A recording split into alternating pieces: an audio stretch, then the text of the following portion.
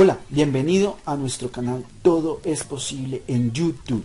Quiero hablar en este video de un remedio casero para la tos. Y debo decirte primero, ¿sabías que el chocolate amargo contiene un compuesto que ayuda a aliviar la tos? Mejor que incluso que los medicamentos. 2 oncitas de chocolate negro para adultos y 1 oncita para niños será de los mejores excelentes remedios caseros para esa tos seca que tú puedas consumir y conseguir. Acuérdate, chocolate negro. Si te gustó la información que acabas de ver, no olvides suscribirte a nuestro canal, darle clic de manito arriba en me gusta y por supuesto comparte esta información en tus redes sociales con tus amigos y conocidos. Aquí abajo podrás ver nuestros 2 últimos videos.